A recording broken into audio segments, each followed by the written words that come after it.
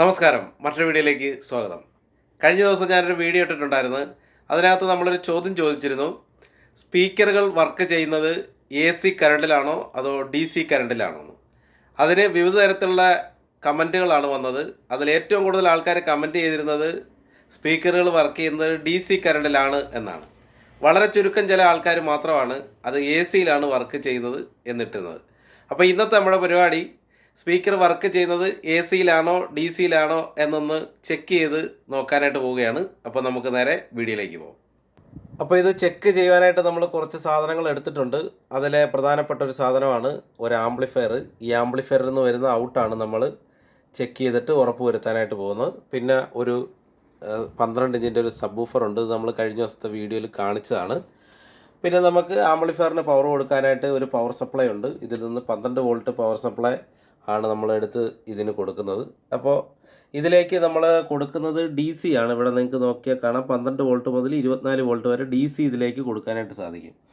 ഇതിനിടയ്ക്ക് ഞാൻ ഇൻട്രോയിൽ പറഞ്ഞ ഒരു കാര്യം ചിലരെങ്കിലും തെറ്റിദ്ധരിക്കാനായിട്ട് ചാൻസ് ഉണ്ട്. അപ്പോൾ അതുകൊണ്ട് അതൊന്നുകൂടെ ക്ലിയർ ആക്കുകയാണ്. AC എന്ന് പറഞ്ഞാൽ ഓൾട്ടർനേറ്റിംഗ് കറണ്ട്, DC എന്ന് പറഞ്ഞാൽ ഡയറക്റ്റ് കറണ്ട്. ഇത് ഞാൻ ഇൻട്രോയിൽ പറഞ്ഞ സമയത്ത് AC കറണ്ടെന്നും DC കറണ്ടെന്നും പറഞ്ഞ് അതിന് കമൻ്റ് ഇടരുത്. ഞാൻ സാധാരണക്കാർക്ക് മനസ്സിലാകാൻ വേണ്ടി വളരെ എളുപ്പം അങ്ങനെ പറഞ്ഞതാണ്. അപ്പോൾ നമുക്ക് നേരെ നമ്മുടെ പരിപാടിയിലേക്ക് കിടക്കാം. അപ്പോൾ ഈ കാണുന്ന പവർ സപ്ലൈയിൽ നിന്ന് നമ്മൾ 12 വോൾട്ട് എടുത്ത് ഇതിന് കൊടുത്തിട്ടുണ്ട്. എന്നിട്ട് ഇത് നമ്മളിപ്പോൾ ഓൺ ആക്കാൻ പോവുകയാണ്. 12 വോൾട്ട് ഇതിലേക്ക് കണക്ട് ചെയ്തിരിക്കുകയാണ്. പിന്നെ നമുക്കൊന്ന് ഓൺ ആക്കി നോക്കാം.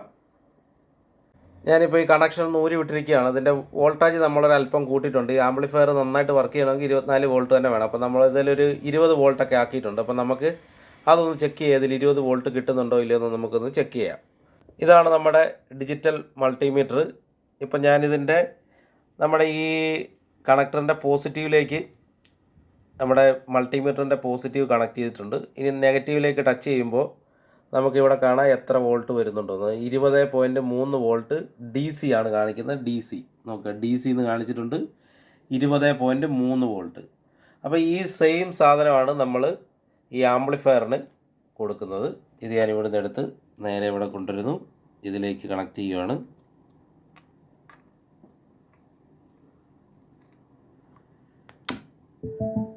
ഇപ്പോൾ ഓണായിട്ടുണ്ട്. അപ്പോൾ നിങ്ങൾക്ക് ഉറപ്പായി ഈ ആംപ്ലിഫയർ വർക്ക് ചെയ്യുന്നത് DC-യിലാണ്. ഇത് നമുക്ക് സാധാരണ വാഹനങ്ങളിലൊക്കെ വേണമെങ്കിലും കൊടുക്കാനായിട്ട് പറ്റും. 12 വോൾട്ട് കണക്ട് ചെയ്താൽ വർക്ക് ചെയ്യുന്ന ഒരു സാധനമാണിത്. ഇനിയാണ് നമ്മുടെ മെയിൻ പരിപാടി. ഇതിൻ്റെ ഔട്ട്പുട്ട് വരുന്നത് AC-യിലാണോ DC-യിലാണോ എന്ന് ചെക്ക് ചെയ്യുക എന്നുള്ള പരിപാടിയാണ്. അപ്പോൾ ഞാൻ ഈ ആംപ്ലിഫയറിലേക്ക് ബ്ലൂടൂത്ത് കണക്ട് ചെയ്തിട്ട് ഒരു NCSൻ്റെ കോപ്പിറൈറ്റ് ഇല്ലാത്ത മ്യൂസിക് പ്ലേ ചെയ്തിട്ടുണ്ട്. ഇനി ഞാനൊന്ന് വോളിയം കൂട്ടി കാണിക്കാം. നമ്മുടെ സബ്വൂഫറിലേക്കാണ് കണക്ട് ചെയ്തിരിക്കുന്നത്. സബ്വൂഫർ വർക്ക് ചെയ്യുന്ന കാണിക്കാം.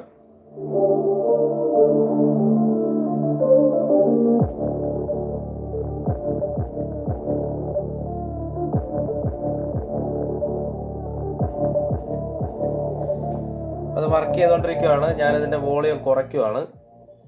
കാരണം നമുക്ക് സംസാരിക്കുമ്പോൾ കേൾക്കാൻ വേണ്ടിയിട്ടാണ് ഞാൻ വോളിയം കുറയ്ക്കുന്നത്. ഇനി സബ്വൂഫറിൻ്റെ ഔട്ട് നമ്മൾ എടുത്തേക്കുന്നത് ഇവിടുന്നാണ്.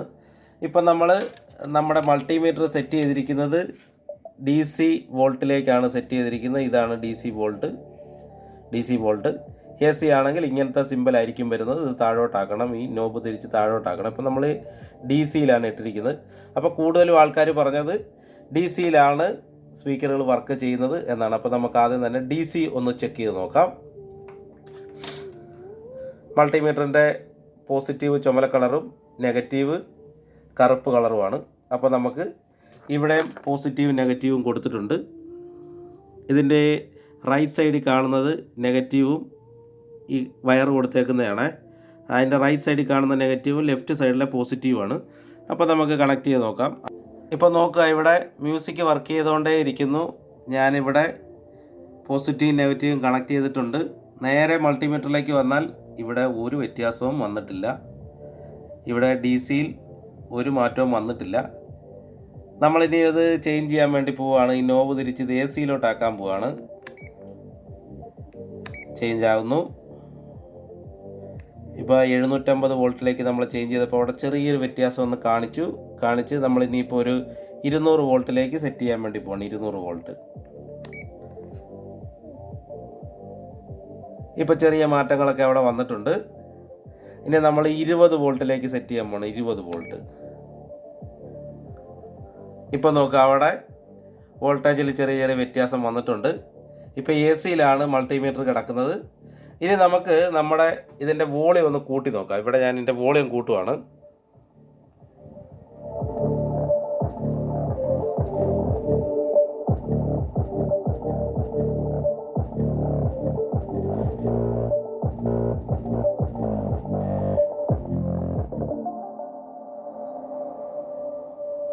അപ്പോൾ നമ്മൾ വോളിയം കൂട്ടിയപ്പോൾ ഇവിടെ വോൾട്ടേജിൽ വേരിയേഷൻ വന്നു. അത് നമ്മുടെ ഈ സ്പീക്കറുകൾ കണക്ട് ചെയ്യുന്ന ഇവിടെയും അതേപോലെ തന്നെ ഔട്ട്പുട്ട് വരുന്നത് എ സി ആണ്. എ സി സപ്ലൈയിൽ നിന്നാണ് നമ്മുടെ സ്പീക്കറുകൾ വർക്ക് ചെയ്യുന്നത്. അത് നമ്മളിതിൽ കൊടുക്കുന്ന മ്യൂസിക്കിൻ്റെ അനുസരിച്ച് നമ്മൾ കൂട്ടുന്ന വോളിയത്തിൻ്റെ അനുസരിച്ചും ഒക്കെ ഇവിടെ വോൾട്ടേജിൽ വ്യത്യാസം വന്നുകൊണ്ടിരിക്കും. ഈ വോൾട്ടേജ് എല്ലാ സമയവും ഇങ്ങനെ ചേഞ്ച് ആയിക്കൊണ്ടേയിരിക്കും.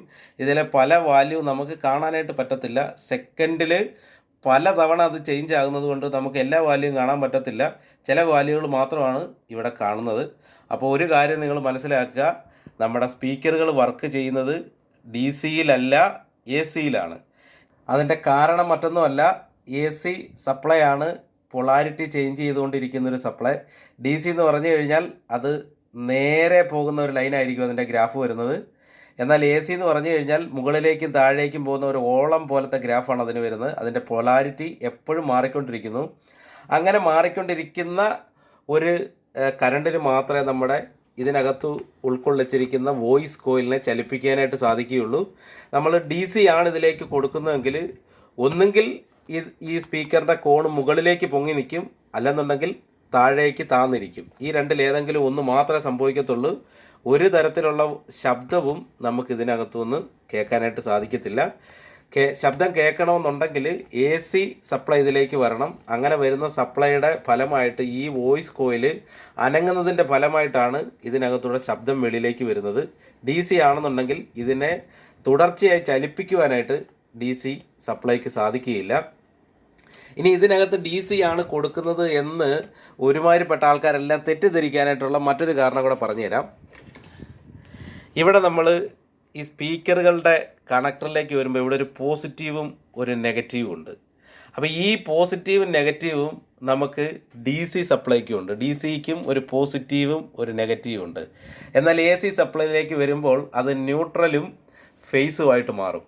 അപ്പോൾ ഈ പോസിറ്റീവും നെഗറ്റീവും എന്നുള്ള ആ ഒരു ടേം നമ്മൾ ഉപയോഗിക്കുന്നത് കൊണ്ട് ഇവിടെ വരുമ്പോഴും അതേ പോസിറ്റീവ് നെഗറ്റീവ് ഉള്ളത് കൊണ്ടായിരിക്കാം ഒരു പക്ഷേ ആൾക്കാർ ഇതിലേക്ക് കൊടുക്കുന്ന ഡി സി സപ്ലൈ ആണെന്നുള്ളൊരു തെറ്റിദ്ധാരണ ഉണ്ടാകുന്നത്. അപ്പോൾ എന്തിനാണ് ഈ സ്പീക്കറുകൾക്ക് ഇവിടെ പോസിറ്റീവ് നെഗറ്റീവും കൊടുത്തിരിക്കുന്നത് എന്നുള്ളത് അടുത്തൊരു വീഡിയോയിൽ വിശദമായിട്ട് പറയാം. അപ്പോൾ ഈ ഒരു വീഡിയോ നിങ്ങൾക്ക് മനസ്സിലായി കാണുമെന്ന് വിശ്വസിക്കുന്നു. നമ്മുടെ ആംപ്ലിഫയറുകളിൽ നിന്ന് പുറത്തേക്ക് വരുന്നത് എ സി സപ്ലൈ ആണ്. എ സി സപ്ലൈക്ക് മാത്രമേ വോയിസ് കോയിലിനെ ചലിപ്പിക്കാനായിട്ട് സാധിക്കുകയുള്ളൂ. അപ്പോൾ ഞാൻ ഈ പറഞ്ഞ കാര്യങ്ങൾ നിങ്ങൾക്ക് പുതിയൊരു അറിവാണെന്നുണ്ടെങ്കിൽ എൻ്റെ പേജ് ഒന്ന് ഫോളോ ചെയ്യുക, ഈ വീഡിയോ ഒന്ന് ലൈക്ക് ചെയ്യുക, ഒരു കമൻറ്റ് ചെയ്യുക, ഇതറിയാത്ത നിങ്ങളുടെ സുഹൃത്തുക്കളിലേക്ക് ഷെയർ ചെയ്യുക. മറ്റൊരു വീഡിയോ കാണുന്നവരെ എല്ലാവർക്കും നമസ്കാരം.